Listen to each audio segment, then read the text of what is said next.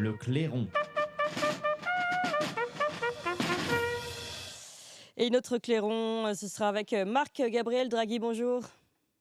Bonjour Clémence Soudiakoa, Et merci merci pour votre beaucoup invitation. d'être avec nous aujourd'hui. Vous êtes juriste et spécialisé dans l'histoire du droit et auteur dernièrement de Le Grand Reset en marche 2020 en 1 du Nouvel Ordre Mondial chez K Édition.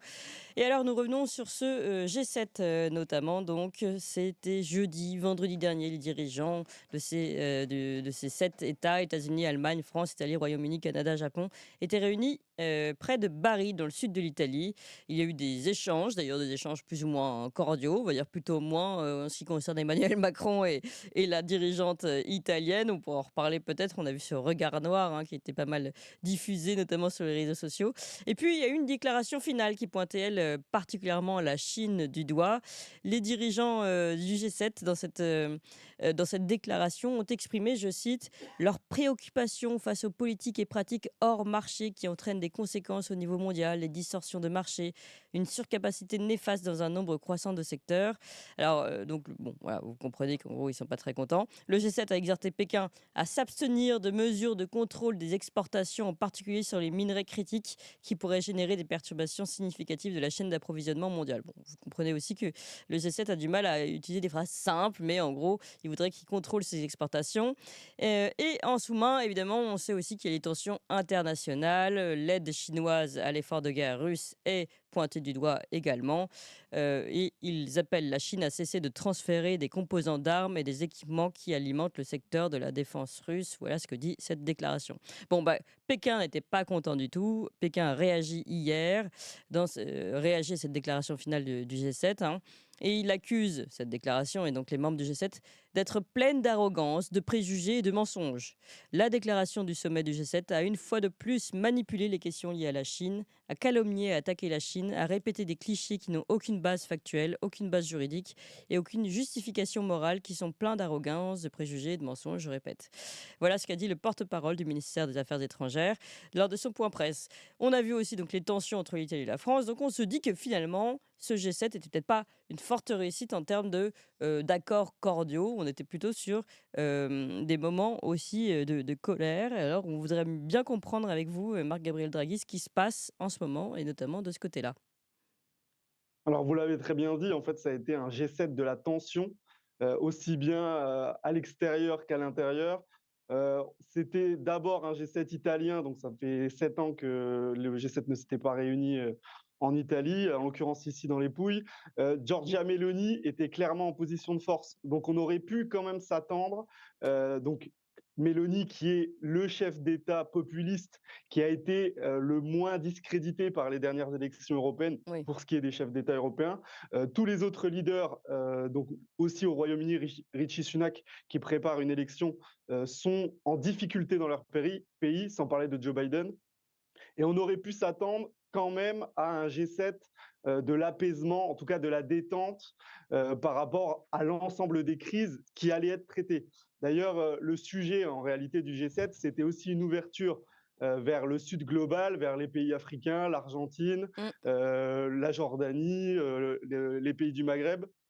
Et en réalité, avec la déclaration commune des chefs d'État à la fin de la réunion, on a vu que la tension était encore alourdie, et c'était le sujet principal de cette réunion. Vous l'avez très bien dit, le point à retenir, c'est la mise en garde des pays du G7 contre la Chine, où face à l'objectif premier qui a été décrété par les chefs d'État, c'est-à-dire le soutien éternel et sans faille à l'Ukraine, où il a été décidé un plan de 50 milliards, à l'Ukraine par l'intermédiaire du gel des avoirs russes, ce qui équivaut à 300 milliards, et en particulier à 185 milliards qui sont bloqués et gelés par l'Union européenne. On voit qu'il y a encore une escalade et une montée de la tension. Mélanie a été quand même la grande gagnante, puisqu'elle a fait notamment elle a fait intervenir le pape François Oui. pour donner une caution morale à l'Assemblée des chefs d'État. Elle a réussi quand même à faire venir certains pays des BRICS qui sont adhérents aux BRICS, je pense au Brésil, à Là, l'Inde, oui. qui sont quand même alignés sur certains aspects de la géopolitique internationale, notamment le soutien indéfectible à Israël. Je pense Et l'Argentine aussi, principalement à non? l'Inde. Elle a pas eu particulièrement un échange avec, Javier Milei? Oui, il y a eu un échange avec Javier Milei. Alors Javier Milei, il est intervenu un peu dans ce G7, un peu comme un cheveu dans la soupe, parce qu'il est lui aussi il est en difficulté. Enfin, il est en difficulté. Il a une contestation importante aussi en Argentine, justement pendant qu'il était au G7. Mais Milei est aussi, depuis qu'il est élu, fait des efforts pour se rapprocher, on va dire, de l'axe euro-atlantiste de l'Occident. Et on voit il est quand même plutôt bienvenu. Et en plus, ça favorise le récit comment dire, euh, d'une collaboration avec le Sud global. Je le Oui. rappelle, l'Argentine et le Brésil font partie de ce qu'on appelle le Sud global. Donc, ça reste pour les pays du G7 une victoire d'avoir des chefs d'État du Brésil, de la Turquie ou de l'Argentine au sommet. Alors après, pour revenir sur les crises internes, on voit que on est dans la grande politique. C'est-à-dire actuellement en France, il y a un climat interne avec la dissolution de l'Assemblée nationale et l'organisation des législatives où on a l'impression que tout peut ou va changer, mais en réalité, rien ne change. Les orientations qui ont été définies et qui ont été conclues par la déclaration du G7 réaffirment l'ensemble des points qui avaient été vus et coordonnés à l'occasion du Forum économique mondial en janvier. Soutien à l'Ukraine, mise en garde de la Chine pour son soutien à la Russie, soutien à Israël. Il y a en effet, on peut le souligner, une volonté de ne plus perdre de terrain, notamment sur le continent africain. Ça a été aussi beaucoup un point qui a été relevé, la mise en garde contre l'ingérence et l'influence de Wagner sur certains pays africains, où en fait, là, le G7 par l'intermédiaire de la Banque mondiale, du Fonds monétaire international et de la Banque africaine de développement, a voulu montrer aux pays africains que l'offre, c'est-à-dire l'offre et les partenariats, alors ça fait un peu mafieux, mais c'est-à-dire restez de notre côté et on vous financera pour des projets d'infrastructure et surtout le développement, des orientations de développement durable. Et on voit que, mine de rien, le G7 perd du terrain et ils essayent de contenir comment dire, cette dégringolade d'influence politique. Il faut le rappeler, le G7 en 2019, c'était 45% de la richesse mondiale. Oui. Et 5 ans après, les pays du G7, donc on exclut naturellement la Chine, sont passés à moins de 40% du PIB mondial. Donc on voit qu'il y a un déclin qui est net, qui est progressif certes, mais qui est net. Et il y a une tentative de containment, enfin en tout cas de restreindre cette désinfluence politique. Et là, la grande politique, mine de rien, on aurait pu s'attendre à une détente, comme je l'ai dit, à l'approche de la trêve olympique. D'ailleurs, ça a été dit par Giorgia Meloni.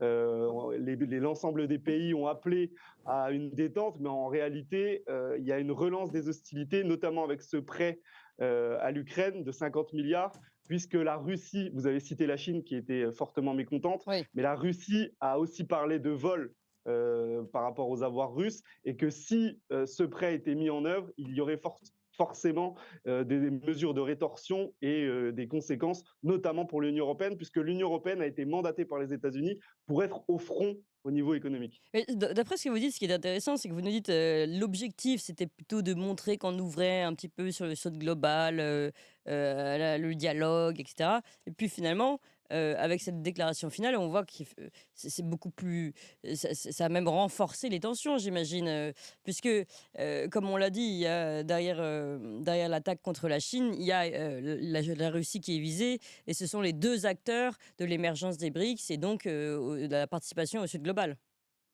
Mais de toute manière, c'est un G7 hypocrite. On aurait pu s'attendre justement à une ouverture avec un dialogue et donc une détente. C'est-à-dire, est-ce qu'on peut solutionner les différents conflits et aller vers des plans de paix, notamment pour ce qui se passe en Palestine ou en Ukraine? Ça n'a pas été du tout le cas. En réalité, il y a comme d'habitude des éléments de langage et une stratégie de communication qui tendent à dire, nous, le G7, en gros l'Occident, nous sommes ouverts pour le dialogue et pour la paix. Et derrière, il y a des mesures en réalité de raidissement. Et on le voit, ça a été même assez, assez peu bien reçue par certains participants. On voit que la Turquie a participé mais n'a pas communiqué énormément. Les pays du Maghreb, notamment l'Algérie, ont participé, mais en réalité, c'était plus sur le volet migration, avec le pacte de migration où l'Union européenne doit s'assurer de l'arrivée de migrants légaux, plusieurs millions à échéance 2030. Et on voit que les chefs d'État hors G7 ont participé puisqu'ils étaient invités à la table, mais il n'y a pas eu de grande déclaration d'amour ou d'amitié transnationale de ces pays. Donc, c'est clairement un G7 de l'attention et ça fait même craindre plus tard encore une escalade notamment en Ukraine, sur la progression du conflit, puisqu'on a vu que le G7, malgré les tensions internes entre les différents chefs d'État, avait Alors pourquoi adopté une ligne dure sur l'Ukraine.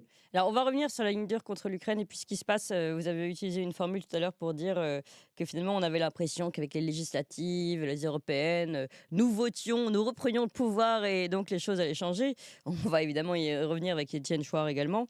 Euh, mais vous nous dites, bon, finalement, on voit bien qu'avec ce G7, rien ne change, les grandes lignes restent les mêmes et sont réaffirmées au contraire. Juste deux choses avant de vous laisser, je sais qu'on dépasse un petit peu le temps. La première, c'est pourquoi cette tension, qu'on a pu voir, en images avec cet œil noir envoyé par, Giorgia Meloni à Emmanuel Macron, alors qu'elle avait, reçu, très gentiment et avec un grand sourire, Joe Biden et d'autres? Donc pourquoi particulièrement cette tension-là? Et ma deuxième question, j'enchaîne tout de suite, c'est, puisqu'on est dans cette idée que rien ne change et alors qu'on a l'impression qu'on est en train de voter et cetera, il y a autre chose qui s'est passé hier, il faut le dire, c'est, ce vote des, top jobs, les dirigeants à Bruxelles, les dirigeants des 27 pays qui ont débattu. Alors là, c'est de manière informelle, hein, donc, mais c'est une façon de se mettre d'accord un peu avant les votes du 27 et 28 juin, des plus hauts postes de l'Union européenne, donc président de la Commission européenne, président du Conseil européen et poste de haut représentant pour les affaires étrangères. Donc en gros, qui va remplacer Ursula von der Leyen, qui va remplacer Charles Michel et qui va remplacer ce poste de diplomate européen. Et en fait, ça, c'est un peu aussi des accords et tout ça qui se passent et qui sont fondamentaux pour la suite et qui se passent évidemment sans le vote ou sans même que les Français, les citoyens soient particulièrement au courant de ce qui se passe. Donc, dans cette idée de ligne qui bouge sans qu'on puisse, là, pour le coup, être actif, c'est intéressant à analyser aussi. Mais d'abord, si vous pouvez nous parler de Mélanie et Emmanuel Macron. Alors Mélanie, elle a mis quand même de l'eau dans son vin, puisque ça n'a jamais été le grand amour avec Emmanuel Macron. Elle avait fait des déclarations fracassantes sur le rôle de Macron avant d'être présidente du Conseil italien.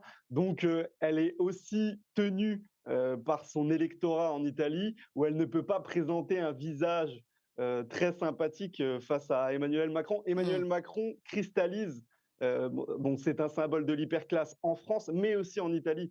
Ah oui. C'est-à-dire, on va dire le technocrate arrogant, alors français, malheureusement pour nous, c'est-à-dire ça renvoie une image arrogante du français, mais Mélanie est presque obligée d'afficher une figure un peu hostile à Ah oui, Macron, d'accord. alors qu'en réalité, on va dire le maître, alors Biden, on a vu aussi l'état de santé et la Ah vivacité oui. d'esprit de Joe Biden quand il a fait un front contre front avec le pape. Il a fait Les, un fond contre le pape. Au moment donné, il y avait un, des les personnes, parachutistes. des parachutistes voilà, qui arrivaient et il s'est tourné de l'autre côté comme s'il se passait quelque chose de l'autre côté. Enfin bon, voilà. Donc on a vu Ouais. que Joe Biden n'est pas au top de sa forme. Oui, oui, après, bon, il est quand même candidat à sa réélection, donc en théorie, il est, selon le narratif officiel, il est en pleine forme et en grande forme. Mais c'était pour dire, vous l'avez dit, sur le G7, les grandes lignes et les grandes orientations, malheureusement, n'ont pas changé. Par contre, il y a des guerres d'ego. On le voit, certains dirigeants ont du mal même à se regarder en face, à se parler. On le voit, Olaf Scholz, alors ils ont souhaité un bon anniversaire, il me semble, à Olaf Scholz pendant le G7, mais on voyait que c'était des sourires crispés, vous l'avez dit en introduction, et beaucoup d'hypocrisie. Et en fait, on voit bien que on est face à des chefs d'État qui sont vassalisés par une puissance qui s'appelle les États-Unis, et certains essaient de jouer son rôle et essaient de tirer la couverture à lui, mais parce qu'ils sont impuissants à définir des grandes orientations. La seule chose qu'on peut noter, c'est que Giorgia Meloni a gagné, notamment sur le fait de la non sacraliser l'avortement. Voilà, c'est un épiphénomène et c'est une question sociétale. Mais le G7 voulait un peu mettre en avant le droit des femmes, ou vous savez, l'égalité femmes-hommes. Et Mélanie a tenu là-dessus. En plus, elle avait invité le pape, donc je pense qu'elle a aussi réussi son coup là-dessus, c'est de ne pas sacraliser le droit à l'avortement au niveau du G7. Et sur la question, sur la deuxième partie de votre question, c'est très intéressant puisque en réalité, la vraie politique, elle se fait là. Mmh. C'est-à-dire, Van der Leyen était présente au G7. Alors, on sait jamais ce que fait Ursula von der Leyen dans ce genre de réunion. Elle est là, à la fois là et pas là, puisqu'en en théorie, en termes institutionnels, elle a pas forcément son mot à dire. Charles Michel était présent aussi. Là, la question qui est intéressante, c'est est-ce que von der Leyen va être réélu, ou le projet de mettre Mario Draghi à sa place va être acté. A priori, on repartirait sur Madame van der Leyen rempilerait, mais ce qui n'est pas certain, on n'est pas à l'abri d'un d'un nouveau coup de politique, puisque notamment pour faire le lien avec Mélanie et Macron, Mélanie a remplacé Mario Draghi, qui est la figure de l'hyperclasse en Italie.